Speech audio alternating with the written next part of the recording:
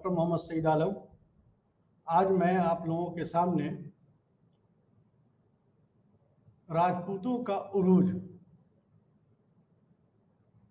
Emergence of Rajput के सिलसिले में आप लोगों के सामने अपनी बातों को आपके सामने पेश करने की कोशिश करूंगा। नाज़रीन गिरामी, जैसा कि आप जानते हैं कि हिंदुस्तान में राजपूत जो 5वीं सदी से लेकर, या यूं कहें कि 7वीं शताब्दी से लेकर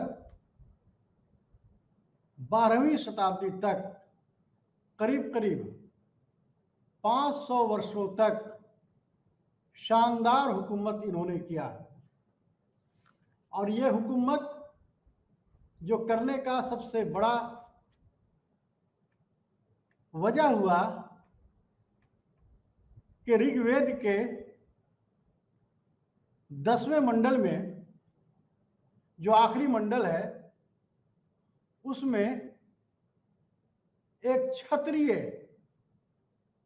लफ्ज का इस्तेमाल हुआ है। वहीं से जातियों का भारत में 4 तरह के जाति कहे गए। एक ब्राह्मण कहे गए, दूसरे राजपूत कहे गए, तीसरे वैश्य कहे गए और शूद्र, और चौथे शूद्र कहे गए। लेकिन मैं आज जो है राजपूत के बारे में आप तमाम लोगों के सामने अपनी बात को पेश करूंगा। जैसा कि राजपूत एक संस्कृत लफ्ज है जिसके मानी होते हैं राजा का बेटा।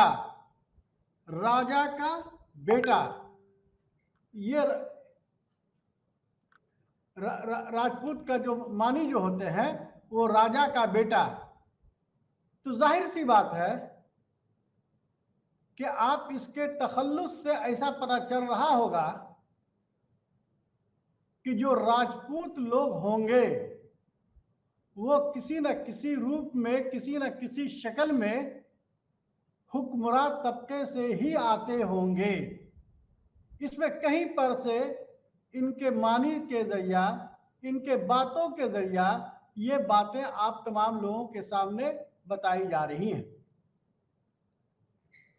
जाहिर सी बात है कि जो राजपूत ऐसे शख्स को कहते हैं जो जुबान का मुस्तहकम, बहादुरी की अलामत और हिम्मत रखने वाला, मेहमान नवाज, सखावत परवरी, खानदानी अजमत को बहाल करने वाला ही शख्स जो है वो राजपूत होगा।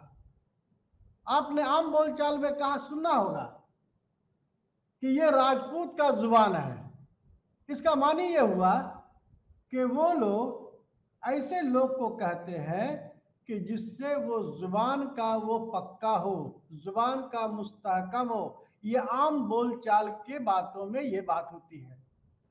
तो जाहिर सी बात है कि ये जो हुक्मरान जो हुआ, उस हुक्मरान का जो है तवारीख में अगर हम पीछे की तरफ हम जाएं तो हमें ये बात समझ में आती है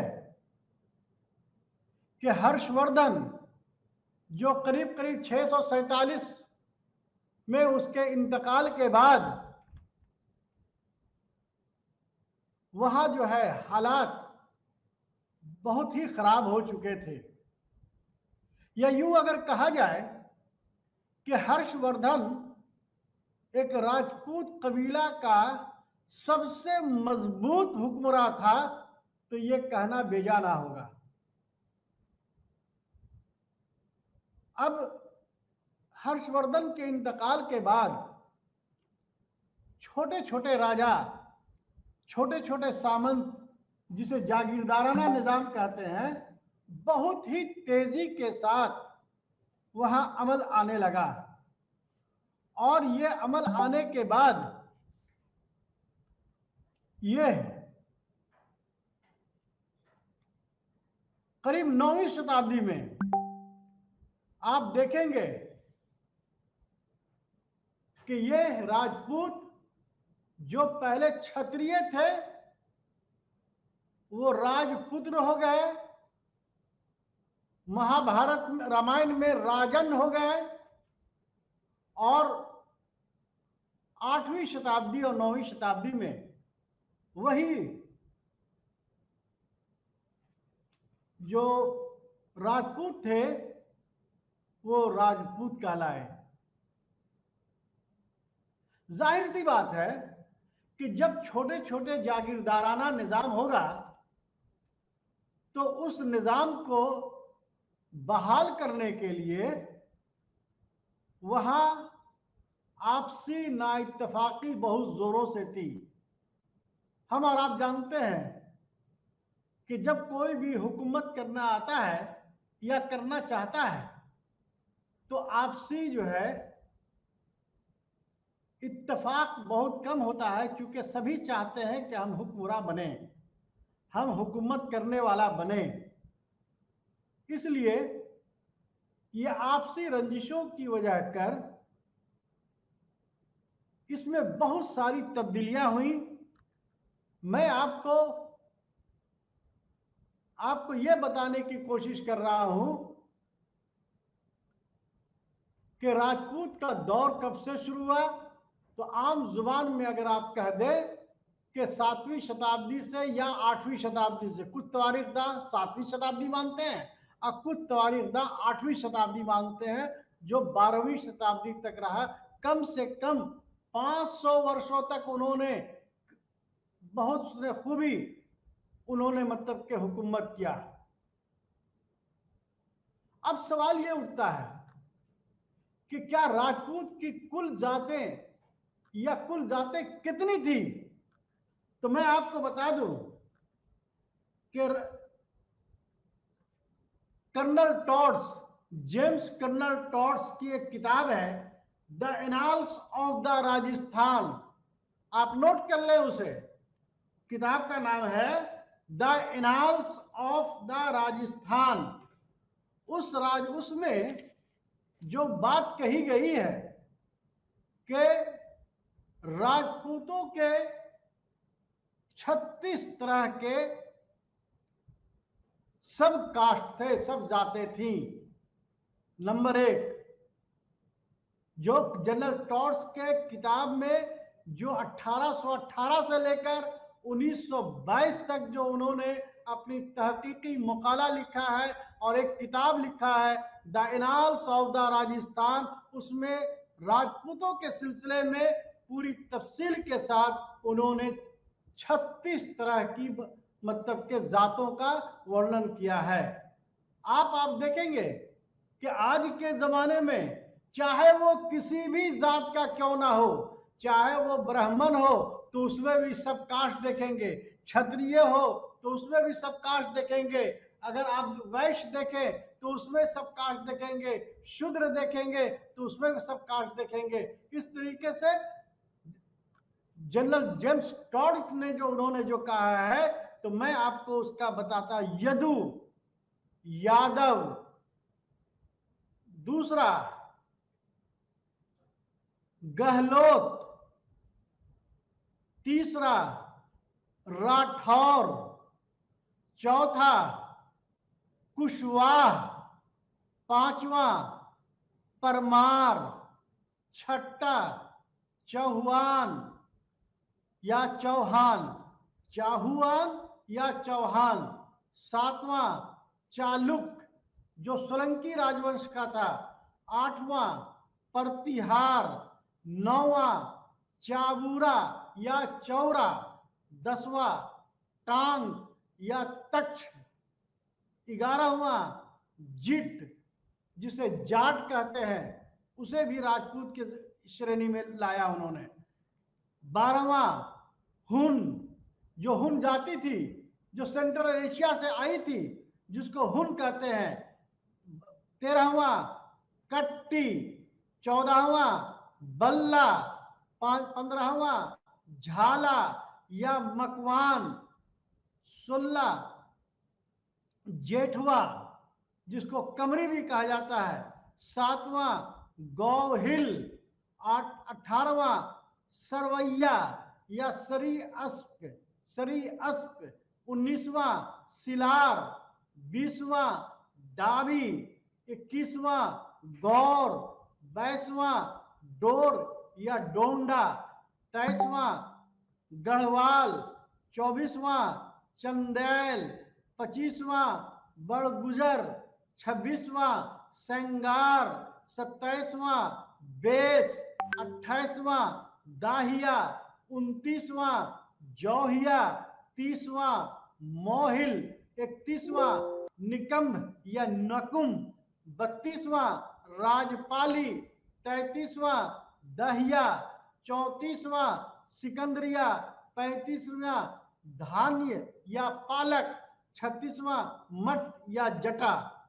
तो आप देखेंगे कि 36 तरह के राजपूत जो होते, यह जो है जेम्स टॉड, ये जेम्स टॉड वही टॉड है जिसने बाहरी मतलब के जो है विदेश बाहरी मुल्क के थे।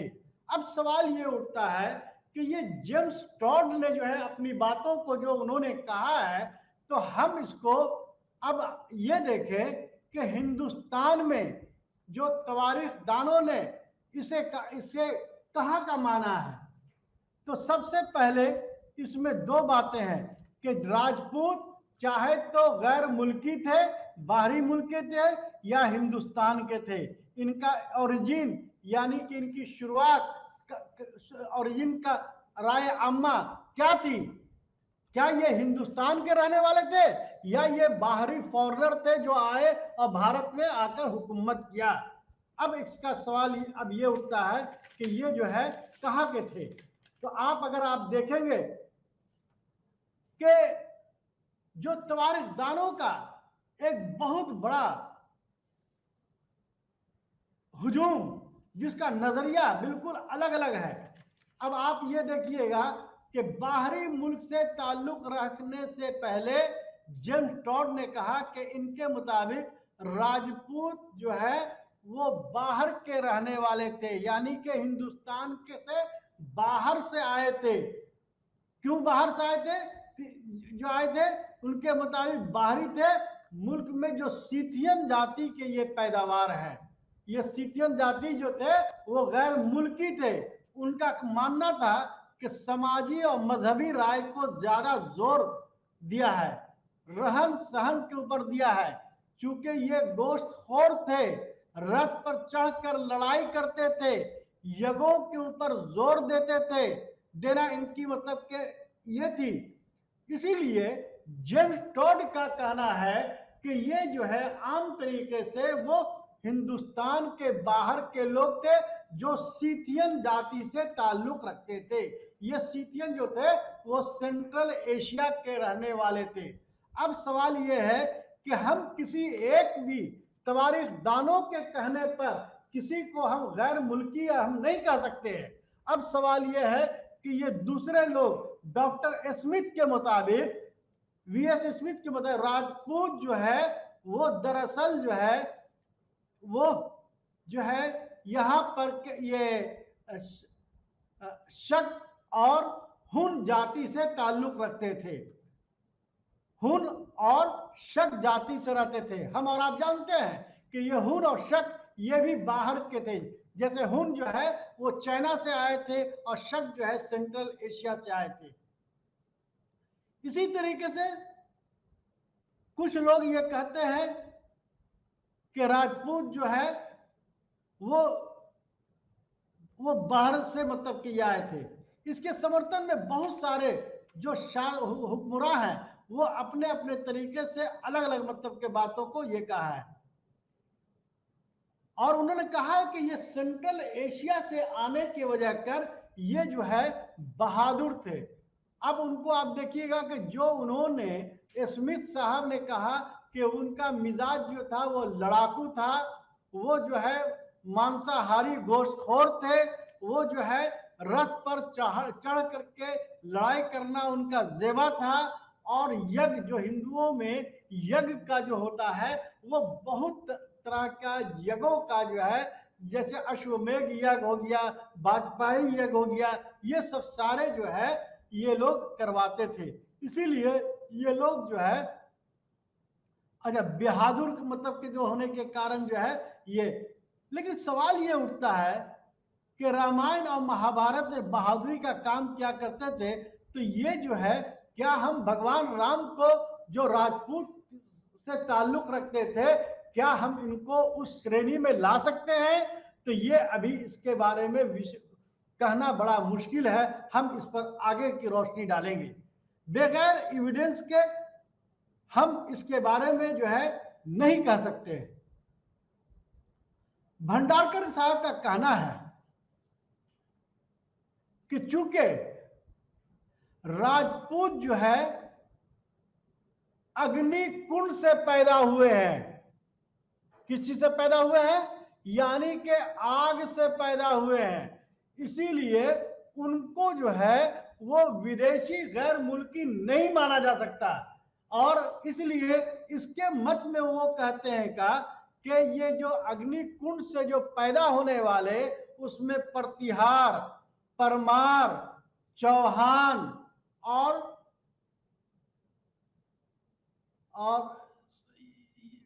सोलंकी, ये चार ऐसे मतलब ये जो थे जो अग्नि कुंड से पैदा हुए थे, जो बाहर के हो ही नहीं सकते हैं। अग्नि ये जो है भारत में एक इनका देवता, एक भगवान राम के नाम से, भगवान के नाम से जाना जाता है। इसलिए इसको जो है ये कहना अच्छी बात नहीं है। अब सवाल यह कि पुराण में जो है इसे राजपूत को है कहा गया। अब देख लीजिए, अब वैदिक में ऋग्वेद में 10वें परमंडल में जो है इसको क्षत्रिय कहा जा रहा है। पुराण में इसको है कहा गया के नाम से जिक्र किया गया है, जिसको शक और यवन वगैरह जो बाहरी से ताल्लुक रखते थे, इसको जो मतलब कि ये हो ही नहीं सकता, पुराण में इसको है कहा गया। इसी तरीके से राजपूत के जो बाहरे के मामले में जो इन लोगों का जिक्र है और जो इन लोग बहुत अपनी मजबूती से जो बात कहते हैं, हमें ऐसा लगता है कि राजपूत विदेशी बिल्कुल नहीं थे, ये हिंदुस्तानी थे। अब इसके ये में जो है, जो मैं आपको सामने मतलब कि ये कहना चाहूंगा कि इसके मत में बगैर इतिहास को हम उनके सबूतों से ही हम ये बात कह सकते हैं कि अब सवाल ये उठता है कि राजपूत हिंदुस्तान से ताल्लुक रखते थे। इसके मत में जो है गौरी शंकर साहब, हरिश्चंद्र ओझा, सीवी वैद्य, ये तीन ऐसे मजबूत तारीखदार हैं जिन्होंने अपनी बातों को बहुत ही मजबूती से ये बात कहा है कि ये जो है, जो राजपूत जो लोग जो है वो जो है हिंदुस्तान से ताल्लुक रखते हैं। और अगर कोई शख्स, कोई भी तालिब इल्म ये चाहता है कि इनके बारे में जानकारी करे, तो राजपूताना का इतिहास जो पार्ट 1 पेज नंबर 49 और medieval history in India part 2 और पेज नंबर 5, ये 2 किताबों का मैंने हवाला रख दिया है। उस हवाले में आप अगर चाहें तो आप उसको देख सकते हैं कि इन्होंने गौरी शंकर साहब और हरिश्चंद्र ओझा और सीवी वैद्य साहब ने इनको जो है राजपूत के ओरिजिन के मामले में जो इन्होंने जो माना है, जो राय अम्मा दिया है, वो दिया है कि वो हिंदुस्तान के ही रहने वाले थे। अब कुक साहब जो है ने जो बात कही कि वो तवारीख में जो तवारीख के बारे में जो मतलब कि कहा, उनका भी ये मानना है कि ये जो है ये लोग बिल्कुल ही मतलब के भारत थे। लेकिन कुछ इनका जो नजरिया जो है वो क्या कहते हैं, काल्पनिक, जिसको उर्दू में कहते हैं कि तसव्वुर में जो है ये बात उन्होंने कहा है कि ये भारतीय भी हो सकते हैं और ये विदेशी भी हो सकते हैं। तो कहने का मतलब ये है कि जो सीथियन, जो हुन, जो शक, ये सब सारे जितने बाहरी जो शासक आए और भारत में आकर के अपनी हुकूमत को चलाया, तो वो जो है अपने आप को राजपूत लफ्ज का इस्तेमाल करने के पीछे ये है कि उसमें जो वैदिक काल में जो ग्रंथ था उसमें क्षत्रिय का जो है, तो इन लोगों ने देखा कि हम लड़ाकू टाइप के लोग हैं, लड़ने वाले लोग हैं, योद्धा हैं, लड़ाई करने की हुनर मालूम है, तो उन्होंने अपने आप को क्षत्रिय कहा। हम और आप जानते हैं कि ब्राह्मण वो जो है जब भी होते थे तो वो हुक्मरानों का जो है मुशीरकार होते थे, एडवाइजर होते थे। वो जो है ब्राह्मणों जो है वो जो है क्या नाम है, किसी भी हुक्मरान को सिर्फ जो है वो सलाह मशवरा देना उनका सबसे बड़ा अहम काम था। लेकिन लड़ाई करने का जो मतलब कि ये जो इतिहास में और तवारीखदानों ने जो कहा है उस क्षत्रियों का ही काम था। इसलिए उन जितने भी जो बाहरी मतलब के जो हुक्मरां थे, जो बाहरी थे, वो लोग जो है अपने आप को क्या कहा, क्षत्रिय कहा। तो इसीलिए तवारीखदानों ने जो है अपने अपने तरीके से इसको नजरिया अलग अलग तरीके से रखने की कोशिश की है। तो मैं ये एकदम साफ मैं ये कह देना चाहता हूं कि जो राजपूत जो थे वो भारतीय ही थे। दूसरी बात यह है कि एक और सी बात है कि राजपूत की जो ओरिजिन जो है वो नागवंशी से हुआ। इसमें भी देखिएगा कि क्या भाई, तो राजपूत जो थे वो नागवंशी थे, सूर्यवंशी थे, उसके बाद जो है यदुवंशी थे। ये जो है ये अलग अलग तरीके से, जिस तरीके से जेम्स टॉड ने 36 तरह का कहा, तो इसको अलग अलग तवारीखदानों ने अलग अलग तरीके से मतलब कि उसमें पेश करने की कोशिश किया है। और इसलिए राजपूतों को बाहरी मुल्क का होना बिल्कुल किसी भी एतबार से सही नहीं है। हिंदुस्तान के अहम ग्रंथ, अहम जो इपिक है, किताब है, उसमें पाणिनि ने जो है जो 8वें ये में जो है उसे राजपुत्र कहा है। देख लीजिए, अब आ जाइए, वैद में 10वें मंडल में आ रहा है, पाणिनि आ रहे हैं क्या नाम है 8वें मंडल में कह रहे हैं उसको राजपुत्र कह रहे हैं। और कहीं कहीं पर राजन का इस्तेमाल हुआ है, या कहीं कहीं पर रक्षक, यानी कि ये रक्षक का मतलब हो गया कि रक्षा करने वाला, हिफाजत के तौर पर करने वाले के तौर पर ग्रंथों में इसकी आया।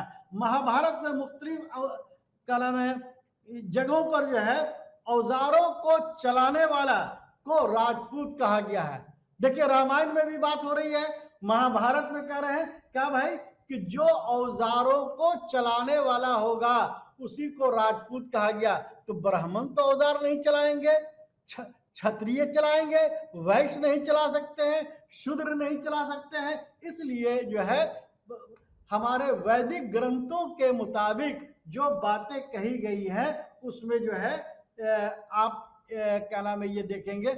सवाल यह है कि तवारीख में किसी भी बात को कहने के लिए हम जब तक अपनी जो है क्या नाम है आर्कोलॉजिकल और क्या नाम है कल्चरल एविडेंस हम आपके सामने नहीं पेश करेंगे तो हम उसको पुरजोर तरीके से हम बात नहीं कर सकते हैं। अब और आगे आप आ जाइए, कलहन की राजतरंगिणी में जो है जो राजपूतों को शाही खानदान से ताबीर किया है उसको राजपुत्र कहा गया है। अब देख लीजिए राज कलहन ने जो अपने किताब जो में जो लिखा है, जो कश्मीर का बहुत बड़ा शायर कवि था, वो कह रहा है कि वो उसको शाही खानदान के लोगों को राजपुत्र कहा गया के ताल्लुक से किया गया है। सवाल ये उठता है कि ये बात सही है कि ये जो राजपूत जो मतलब के आए और आने के बाद ये हिंदुस्तान में 500 हुकूमत किया। मैं थोड़ी बात को मैं ये कहना चाहूंगा कि ये लोग इतने बहादुर थे, इतने मतलब के हिम्मतवर थे, दूसरों को कलम रक्षा करने वाले थे, हिफाजतकार थे। तो सवाल ये उठता है कि जितने भी जो मतलब बाहरी हिंदुस्तान के बाहरी फॉरनर मतलब के जो ये हैं तवारीखदां हैं, इनको विदेशी मानने के पीछे उनकी क्या राय है। मेरा एक बात एकदम बिल्कुल स्पष्ट मैं कहना चाहूंगा कि क्या वजह है कि हिंदुस्तान में इतने बड़े बड़े ये हुए क्या नाम है हुक्मरान हुए, कोई भी ऐसा हुक्मरान नहीं हुआ जो भारत से बाहर जाकर के वो अपना हुकूमत कर सके।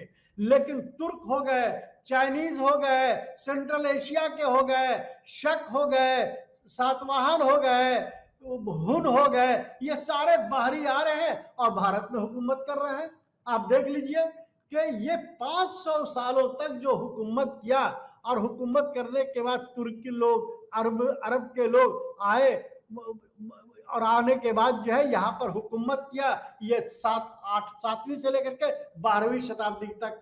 तो आप सोच लीजिए कि मीर कासिम हो गए, फिर ये गजनवी हो गए, फिर उसके बाद ये सब सारे लोग जो आए, तो ये सब आने के पीछे कौन सी ऐसी वजूहात थी कि जो भारत में इन्होंने सबसे मजबूत और सबसे सुरक्षित जगह अब समझा।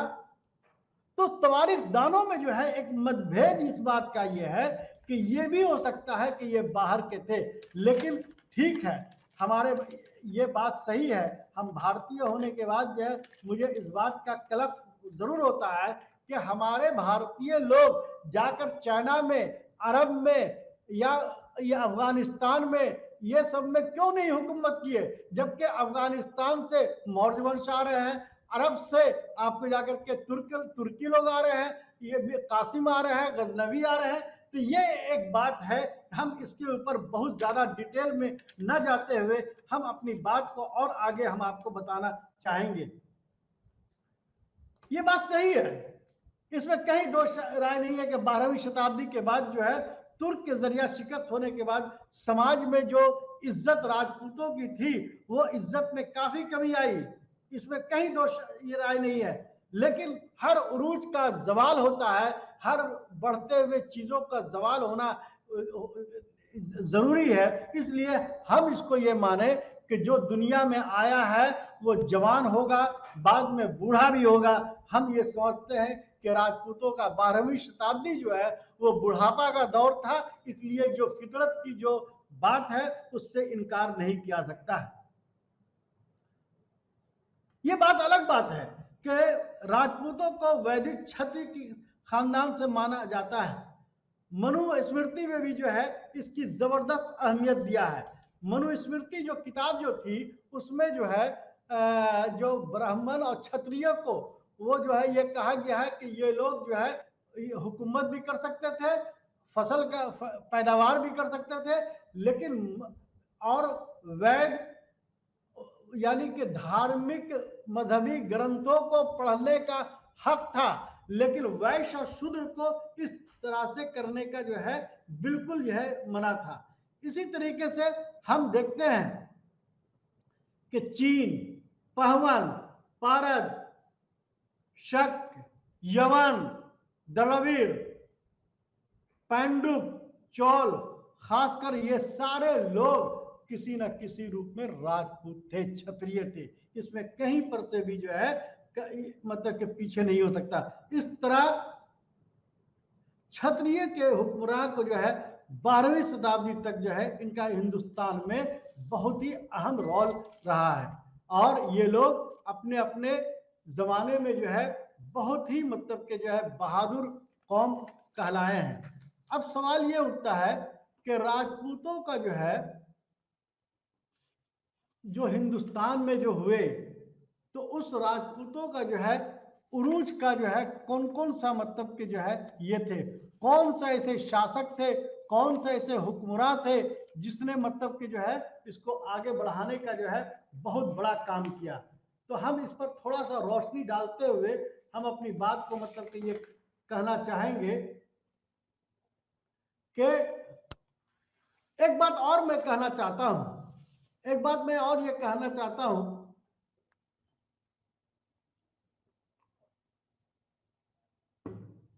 एक बात और मैं कहना चाहता हूं कि चंद्र बरदाई ने अपनी किताब जो है पृथ्वी राज रासों में, जो पृथ्वीराज के जमाने में जो है बहुत मशहूर कवि था, शायर था, जिसने ये कहा कि गुर्जर, प्रतिहार, चौहान, परमार, चालुक्य, ये चारों जो है किससे हुए? अग्निकुंड से पैदा हुए। और उन्होंने, कर्नल टॉड ने कहा कि इन्होंने 36 जातियां थी, लेकिन चंद्रबरदाई ने कहा है कि चंद्रवंशी यानी के चंद्रवाले ने यानी के महताब का जो खानदान का जो था वो 10 मतलब के लोग थे। सूर्य का जो था, सूरज का जो है जो खानदान के जो थे वो 10 थे, यानी कि चांद और सूरज दोनों के 10-10। और अग्निकुंड, अग्निकुंड जो चंद्रबरदाई कह रहे हैं कि वो 4 थे, और ऋषि वंश जो ये जो कह रहे हैं कि ये जो है 4, ये 12 थे। यानी कि टोटल मिलाकर जो चंद्रबरदाई जो ये बात कह रहे हैं कि ये जो है 36 थे, इससे ये बात का वाजे हो जाता है। तो सवाल ये उठता है कि ये चारों मतलब के जो लोग जो थे, इसमें कौन सा ऐसा मजबूती थी कि जो इन लोगों ने मतलब ये किया। अब थोड़ा सा और हम आप आगे बढ़ाना चाहेंगे बात को, कि अब सवाल ये उठता है कि ये राजपूतों में जो है जो 36 तरह का ये रहे, और चंद्रबरदाई ने जो है जो 4 तरह की राजपूत को जो अग्निकुंड से जो पैदा हुए थे, ये कुछ मतलब के सही दिखता है। हम इन्हीं 4 वंशों के बारे में आप तमाम लोगों के सामने हम अपनी बातों को बोलेंगे, बताएंगे कि ये गुर्जर प्रतिहार पहला ऐसा शासक था जो हुक्मरान था, जो गुजरात और राजस्थान में हुकूमत करते थे। गुर्जर प्रतिहार जो गुजरात और राजस्थान में हुकूमत करते थे। चौहान जिसकी जो अजमेर में जो है मतलब कि इसकी राजधानी थी, और दिल्ली तक इसकी राजधानी थी। अगर यूं कहा जाए कि चौहान वंश ही जो था अजमेर को बनाने वाला था, और दिल्ली को बनाने वाला जो है तोमर शासक हुक्मरान जिसका नाम आनंद पाल था, तो वो आपको ये बात समझ में आना चाहिए कि दिल्ली को सबसे पहले दिल्ली बनाने का यानी कि संस्थापक, दिल्ली को दिल्ली पहला बनाने वाला कौन था? आनंद पाल। और अजमेर को बनाने, शहर को बसाने वाला कौन था? वो चौहान। परमार जो थे वो मालवा में हुकूमत करते थे, धर नगरी में करते थे। ये धर नगरी और मालवा दो ऐसे जगह पर इनकी राजधानी हुआ करती थी। धर नगरी जो है ये तालीम का बहुत बड़ा केंद्र था, और यहाँ पर जो है एक बहुत बड़ा जैन मंदिर का जो है ये क्या नाम है तामीर कराई गई थी। गढ़वाल जो था वो जयचंद का था, जिसे मतलब जिस गढ़वाल जयचंद, वो वही जयचंद है जिसको जो है मोहम्मद गौरी को बुलाया था। चालुक जो है गुजरात के रहने वाले थे। तो आपको ये बात समझ में आ जानी चाहिए कि ये लोग जो 4 मतलब के जो अग्निकुंड से जो थे, उनका क्या रुतबा था, क्या बात थी। तो इसको हम आपके सामने इसके और इसके ये अपने हुकूमत को बढ़ाव करने के लिए, विस्तार करने के लिए, इनका सबसे पहले अगर आपसे कोई भी पूछ दे कि राजपूत के दौर में कौन कौन से ऐसी जगह पर राजपूत जो है सबसे ज्यादा पाए गए, तो आपको कहने में कोई देरी नहीं होगा कि गुजरात, राजस्थान, यूपी, दिल्ली और क्या नाम है ये दक्षिण भारत, ये ऐसे जगह पर थे जहां पर इन लोगों ने अपनी हुकूमत को बहुत तेजी से ये किया। हम और आप जानते हैं, मैंने आपसे पहले ही कहा था कि हर्षवर्धन के इंतकाल के बाद इन लोगों में आपस में बहुत ज्यादा लड़ाई होना शुरू हो गया, और आपसी लड़ाई के कारण ये लोग अपने अपने जो है छोटे छोटे राज्यों में यानी कि जागीरदाराना निजाम मतलब के पैदा हो गया।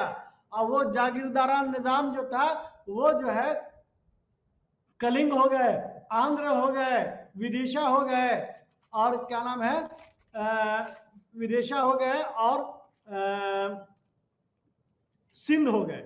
ये सब सारे ऐसे थे कि जहां पर छोटे छोटे जो जागीरदार थे लेकिन बहुत ही मजबूत थे।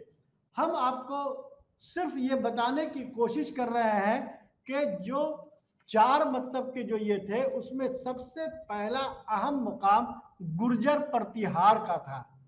कौन था? गुर्जर प्रतिहार।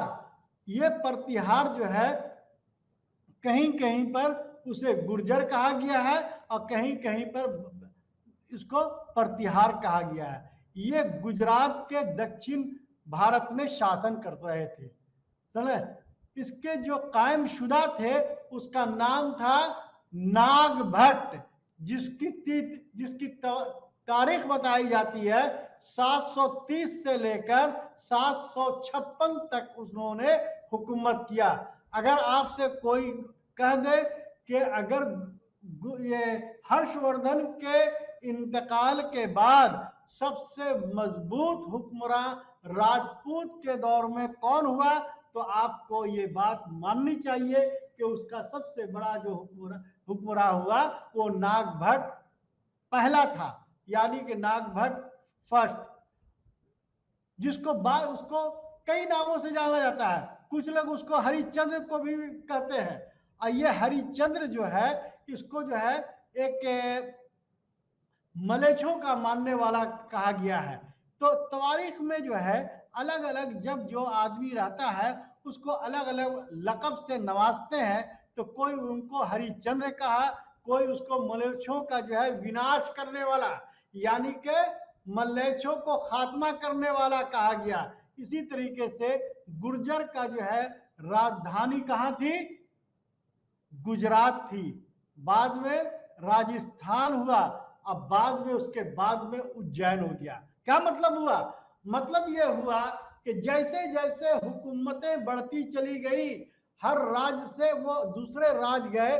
गुजरात एक अलग राज्य था, राजस्थान एक अलग राज्य था, और फिर उज्जैन जाने का मतलब यह हुआ, इसका मतलब यह है कि इसका जो शुरुआती दौर का जो शासक था, जो हुक्मरान था, अब नागभट्ट 3 राज्यों में हुकूमत कर रहा था। कौन कौन? गुजरात, राजस्थान और मध्य प्रदेश। और कुछ लोग का कहना है कि ये जो ट्रिपल स्ट्रगल का नाम जो आप जानते हो, त्रिपक्षीय स्ट्रगल, इतिहास में बहुत ही जो है ये माना जाता है। तो नागभट्ट जो है उसमें किसी न किसी रूप में उसने शामिल हुआ था। और उस जो है हम इसके बारे में आगे हम आप लोगों को बताने की कोशिश करेंगे कि ये ट्रिपल स्ट्रगल था क्या। ये ट्रिपल स्ट्रगल ये था कि ये लोग जो हुकूमत कर रहे थे, नागभट्ट, वो कर रहे थे कहाँ? वो कर रहे थे राजस्थान कर रहे थे, गुजरात कर रहे थे, और ये बात उज्जैन कर रहे थे। लेकिन कन्नौज जो है एक ऐसा कारोबारी मतलब की जगह था जो उत्तर प्रदेश में था। उसको हासिल करने के लिए 3 हुक्मरान, पाल वंश, राजपूत वंश और क्या नाम है गुर्जर प्रतिहार, ये तीनों लोग उसको हासिल करने के लिए लड़ाई करते थे। इसीलिए उसे क्या नाम है, क्या बोला जाता है? त्रिपक्षीय हिंदी में बोला जाता है, और अंग्रेजी में कहते हैं ट्रिपल स्ट्रगल, यानी कि 3 तरफा लड़ाई। एक राजा उसको हासिल करने के लिए जाता था तो दूसरा राजा से लड़ाई होता था, और तीसरा राजा जो है उसका इंतजार करता था कि जो जीतेगा हम फिर उससे लड़ाई करेंगे। तो ये बातें जो है करीब करीब जो है कई यानी कि 15-20 साल तक जो भी शासक आए, जो भी हुक्मरान आए, और वो जो है उसका बहुत तेजी के साथ जो है ये किया। अब हम आपको और आगे थोड़ा सा बढ़ना चाहेंगे कि उसके बाद जो है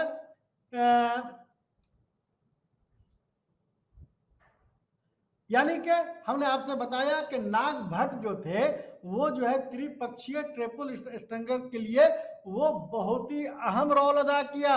उसके बाद जो है ये जो मतलब के जो थे लक्ष्मण के वंशज थे, यानी कि लक्ष्मण के वंशज थे। अब आप गौर कीजिए, लक्ष्मण कौन है? भगवान राम के छोटे भाई हैं। अब उसको इतिहासकार क्या कह रहे हैं कि ये जो राजपूत जो थे ये लक्ष्मण के वंशज थे, और लक्ष्मण के जमाने में राजपूतों का काम जो है द्वारपाल का रहता था, यानी कि दरवाजे पर जो है खड़े होकर के उनको पहरेदारी करना, सुरक्षा करना उनका काम था। तो उसको क्या कहा गया कि ये लक्ष्मण के वंशज के थे। इनका काम था, इनका मजहबी काम जो है रक्षा करना, मतलब के इनका काम था। हाँ, अब यहां पर देख लीजिए कि नागभट्ट के जमाने में जो है मुस्लिम आक्रमणकारियों का जो है बहुत तेजी के साथ आना शुरू हो गया। अरब के मीर कासिम थे जो इनके जमाने में जो है वो आए, लेकिन नागभट्ट जो है उस जमाने में मीर कासिम को बुरी तरह से हरा दिया और वो वापस चले गए। इसकी जानकारी हमें मिलती कहां से? मैं ये बात मैं खुद नहीं कह सकता, जब तक तवारीखदानों का या कोई भी अभिलेख इंस्क्रिप्शन से हम नहीं, तो इसकी पूरी जानकारी ग्वालियर इंस्क्रिप्शन अभिलेख से ये बात को ये सिद्ध होती है। उसके बाद जो है उसके बाद मजबूत शासक हुक्मरान कौन हुआ? वत्सराज, जो 775 से लेकर के 800 तक हुकूमत किया। ये वत्सराज जो धर्मपाल को बुरी तरीके से कन्नौज की प्राप्ति के लिए, कन्नौज को हासिल करने के लिए बुरी तरीके से हराया था। उसके बाद जो है नागभट्ट दो, जो 880 से लेकर के 800 से लेकर के 833 तक मतलब कि ये हुकूमत किया। उसके बाद जो है मिहिर भोज ने किया, जो 836 से लेकर के 885 मतलब कि तक उसने मतलब ये किया। उसके बाद जो है यही मिहिर भोज, ये जो गुर्जर प्रतिहार में बहुत ही अहम शासक हुआ है। उसके जमाने में राजधानी जो थी उज्जैन हो गई, और उज्जैन को उन्होंने अपना मुख्य राजधानी बनाया, और उन्होंने अपने हुकूमत को बहुत तेजी से आगे बढ़ाया।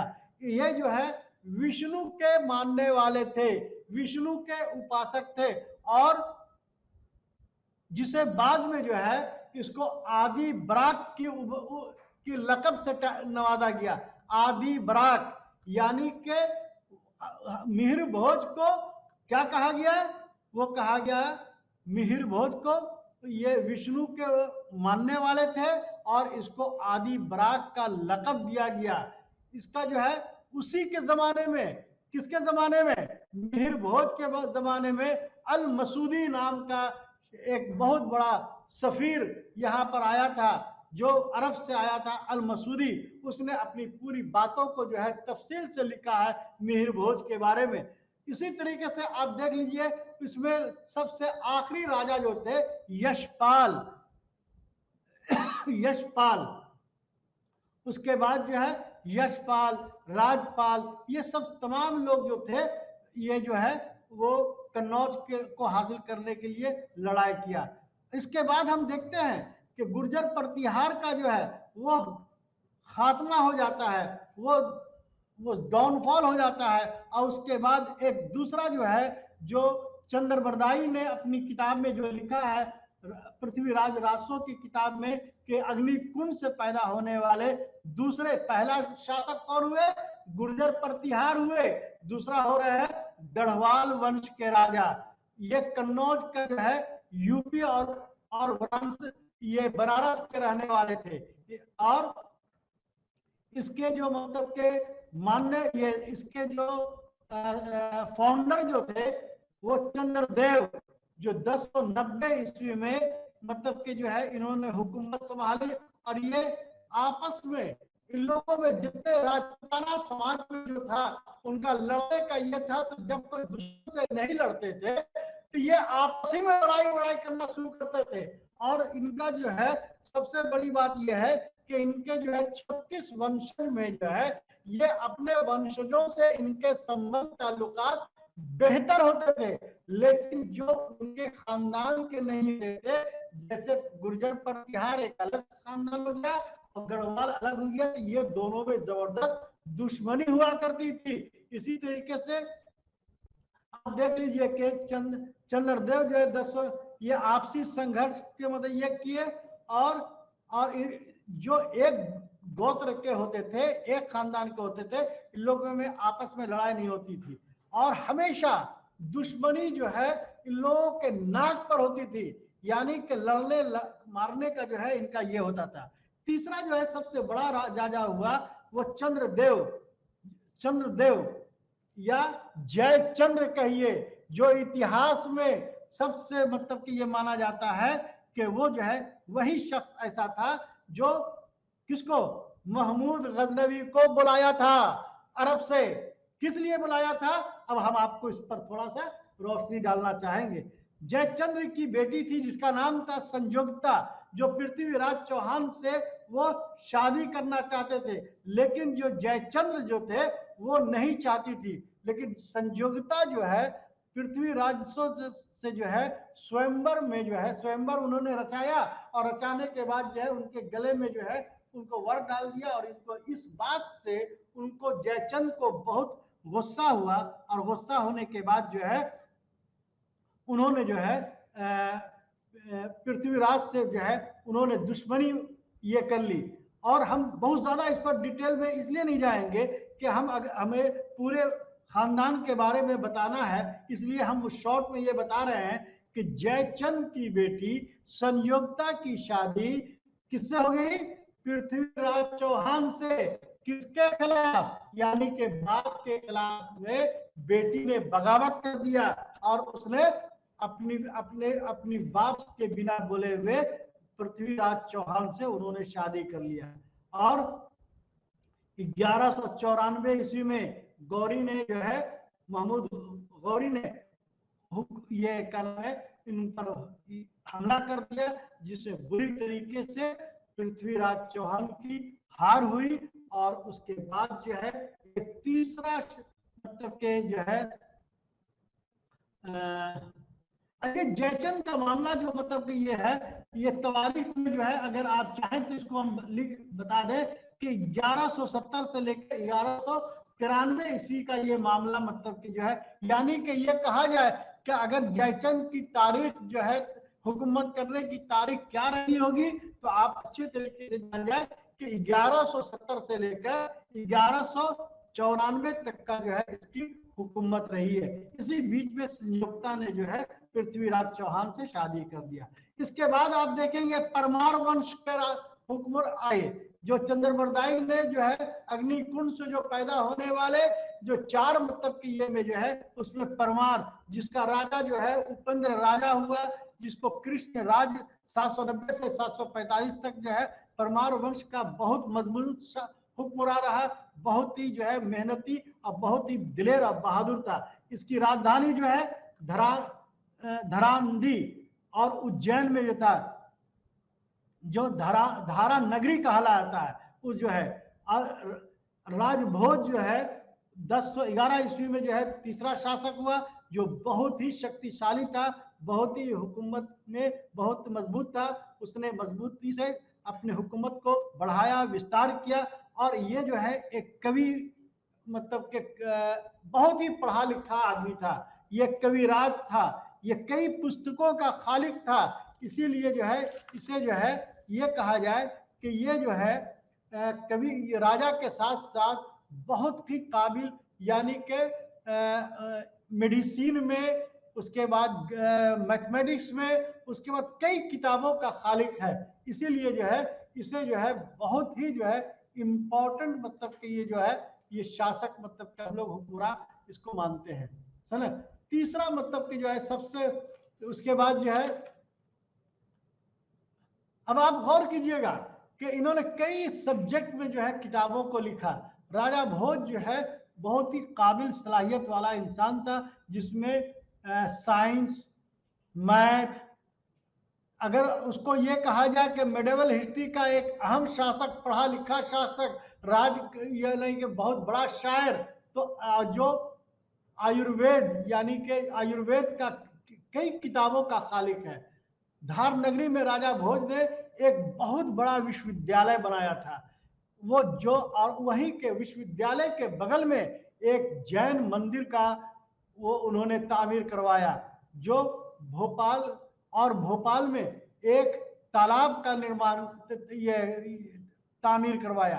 आप सोच सकते हैं कि वो शख्स एक ऐसा मतलब के जो है सांस्कृतिक लिटरेचरी का इतना मजबूत आदमी था कि जहां पर जिस कैंपस में शिक्षा दीक्षा की बात कर रहा है वहीं पर एक जैन मंदिर को मतलब ये किया को उसको निर्माण करवाया और उसने एक तालाब खुलवाया। इसका मतलब ये हो गया कि वो जो है तामीर के साथ साथ तालीम का ऊपर बहुत ज्यादा मतलब के जो है उसने जोर दिया। इसके बाद जो है आप अगर आप देखेंगे तो आपको जो है चौहान वंश का जो है ये जो था वो पहला राजा जो होता है चहमान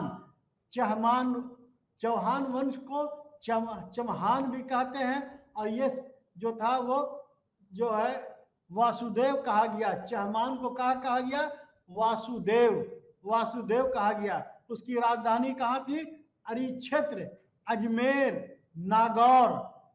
और उसका अजय राज जो था 1130 से 1150 किया। अरे राज का जो है वो शख्स जो है अजमेर का जो है उसने एक नया ये बनाया, एक बहुत बड़ा जो है लड़ाई करने वाला स्ट्रगलर था और कई शहरों को बसाया। दिल्ली की भी तामीर जो है तोमर हुक्मरान ने किया था। उसी तरीके से विग्रह राज जो बहुत बड़ा जो कवि था जिसको सोमदेव ने इसको ये सोमदेव के नाम से भी जाना जाता है। उसी तरीके से तीसरा राजा जो है पृथ्वीराज था। फिर पृथ्वीराज थर्ड था जिसका पृथ्वीराज के जमाने में एक बहुत बड़ा जो है कवि था जिसका नाम था राजरासो। किताब लिखा जिसने चंद्र बरदाई के नाम से जाना गया। उसी तरीके से अगर आप हम देखें कि पृथ्वीराज जो थर्ड थे उसी के साथ जो है गौरी का जो है बुरी तरीके से मतलब कि ये हुआ।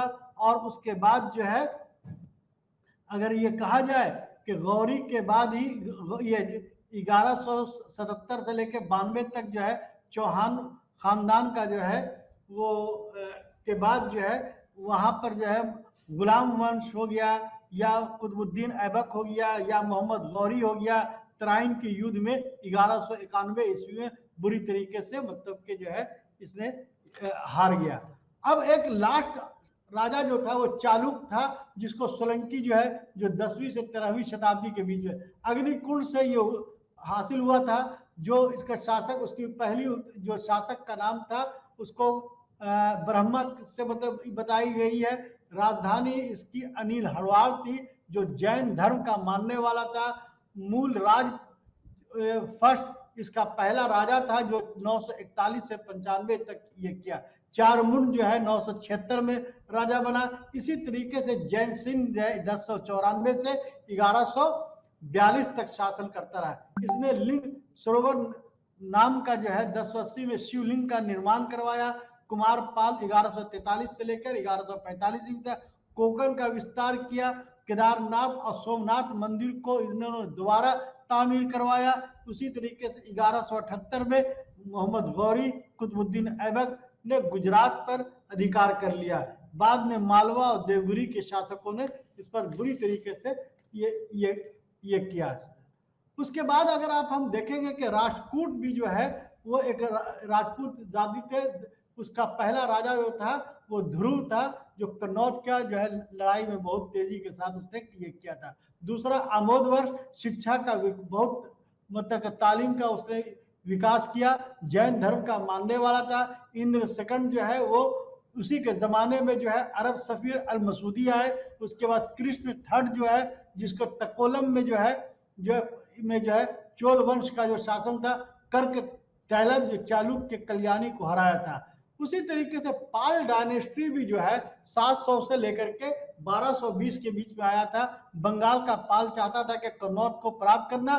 पाल जो है राजधानी जो है उसकी मुंगेर भी थी और बंगाल भी थी। गोपाल बिहार शरीफ में एक राजधानी बनाया था नालंदा और बिहार शरीफ के बीच में जहां पर एक बहुत बड़ा विश्वविद्यालय जिसका नाम था उदयपुरी ठीक उसी के मतलब के उसके बाद जो गोपाल के बाद धर्मपाल जो योग शासक था, जो बहुत ही मतलब कि ये था, उसने भी एक शिक्षा का बहुत बड़ा केंद्र बिहार शरीफ नहीं बल्कि भागलपुर में एक विश्वविद्यालय बनाया था, यूनिवर्सिटी बनाई थी जिसका नाम विक्रमशिला है, जिसको ये ट्रिपल स्ट्रगल में जो है ये धर्मपाल ने बहुत अहम किरदार अदा किया था। उसके बाद सेन वंश भी राजपूत के मतलब के ये थे। पाल के बाद जो है सेन वंश हुए, जिसकी राजधानी जो है बंगाल थी, लखनौती और नादिया इसका राजधानी थी। सामंत सेन, विजय सेन, बाल सेन, ये लोग सारे मतलब के जो है ये जो सेन जो थे ये बहुत ही पढ़े लिखे थे, बहुत बड़े लिटरेरी आदमी थे और ये संगठन को मजबूत करने वाले थे। लक्ष्मण सिंह महत्वपूर्ण इनमें से बहुत ही खास ये हुक्मरान हुआ है और उसका कई मतलब के जो है कई जो है लिटरेरी का जो है तख्लीक किया है, जिसमें गीत गोविंद का नाम जो है बहुत तेजी के साथ मतलब कि ये आता है। अब सवाल ये उठता है कि क्या ये राजपूत जो थे वो जो है उनका राजनीतिक स्थिति क्या थी, समाज में उनका क्या स्थिति थी, आर्थिक स्थिति क्या थी, धार्मिक स्थिति क्या थी। हम बहुत कम शॉर्ट में, चूंकि ये एक इतना वसी है इस पर कहना बड़ा मुश्किल है, लेकिन मैं आपको इस पर जो है मैं ये कहना चाहूंगा कि राजपूतों का जो है लड़ाकू कौम के थे, छोटे छोटे जागीरदारों में इनको जो है आपस में लड़ाई होती थी। उसके बाद जो है इन लोगों में एक एकता नहीं थी, एक ये नहीं थी। और अगर यूं कहा जाए कि इस्लाम धर्म के मानने वाले जो लोग थे, जितने जैसे गौरी हो गए, मीर कासिम हो गए, या जितने भी जो लोग जो आए इसका राजपूत के काल ही में, राजपूत के दौरे हुकूमत में जो है अरब से और अफगानिस्तान से ये लोग आए, तुर्क से आए। अब ये समझ जाइए कि योद्धा होने के बावजूद हमारा ये कहना है कि ये लोग जब योद्धा थे, बहुत बड़े लड़ाकू थे, तो दूसरे मुल्कों के लोग यहाँ पर आकर किस तरीके से हुकूमत किया, इसका मतलब यह है कि उनके हुकूमत में कुछ कमी होगी, तभी कोई बाहरी हुकूमत के लोग, बाहरी राजाओं के लोग आना शुरू कर दिया। उसी तरीके से हम इस पर बहुत ज्यादा तफसील से नहीं बात कर सकते, इसलिए कि वक्त की कमी है। इसके बाद राजपूतों की जो है मुआशी हालात बहुत ही अच्छे थे। वो लोग सुखी संपन्न थे, कृषि पर जो है, खेती पर मुनहसर थे। यानी कि अब ब्राह्मणों को भी हमने देखा है कि व्यापार में जो है बहुत तेजी के साथ जो है इन लोगों ने खेती वगैरह करना शुरू किया। और इन लोग के जमाने में व्यापार जो है का मतलब बहुत तेजी के साथ जवाल शुरू हो गया। और उसके बाद जो हम देखते हैं कि छोटे छोटे राज्यों का निर्माण करना इन लोगों का जो है यानी कि मुआशी गिरावट का सबसे बड़ी मतलब की वजह कही जा सकती है। इसी तरीके से हम देखते हैं कि धार्मिक स्थिति क्या थी, मजहबी स्थिति क्या थी। तो यानी कि ये लोग जो है वैष्णव धर्म, शिव धर्म और बौद्ध और जैन के मानने वाले थे। इसीलिए अगर आप देखेंगे, चाहे बौद्ध धर्म हो, चाहे वो सनातन धर्म हो, चाहे वो कोई भी धर्म हो, जैन धर्म हो, ये सभी के जो ये क्या नाम है फाउंडर, किसी न किसी रूप में उनको हम राजपूत मान सकते हैं। चाहे वो महावीर हो, चाहे महात्मा बुद्ध हो, चाहे वो भगवान राम हो, ये सब सारे लोग जो है राजपूत कुल से, राजपूत ये रखते थे। लेकिन इनकी धार्मिक स्थिति के बारे में एक चीज को हमें जो बात समझ में आती है कि इनके यहाँ जो है बाल विवाह का प्रचलन, बाल विवाह बहुत तेजी के साथ राज था। दूसरी बात यह है कि जौहर सिस्टम बहुत ही मतलब के इनके गुप्त दौर में शुरू हो चुका था। सती प्रथा इन्हीं के दौर में शुरू हो चुका था। यानी कि ये सब सारी जो सामाजिक बुराइयां जो थी, यानी कि बाल विवाह, यानी कि किसी की भी शादी जो है वो बचपन में कर देना, और उसके बाद जो है अगर किसी का शौहर का इंतकाल हो गया तो उसके साथ उसको उसके ये में जो है उसको आग पर दे देना, या नहीं तो जौहर कर देना। यानी कि किसी को जो है अगर किसी का ये क्या नाम है शौहर का इंतकाल हो गया तो उसके साथ उसको जौहर कर देना, ये सारी बुराइयां गुप्त दौर में जो है जरूर शुरू हुई। लेकिन ये भी मानना चाहिए कि इनके यहाँ जो कुलीन वर्ग के थे, जो सबसे पढ़े लिखे जो लोग थे, वो लोग जो है वो तालीम के ऊपर बहुत ज्यादा मतलब के ध्यान दिया। और यही वजह है कि इनके यहाँ जो लीलावती और ऊर्जा, ये सब सारे ऐसे लोग थे जो तालीम के मामले में नुमाया किरदार अदा किया है। शुक्रिया।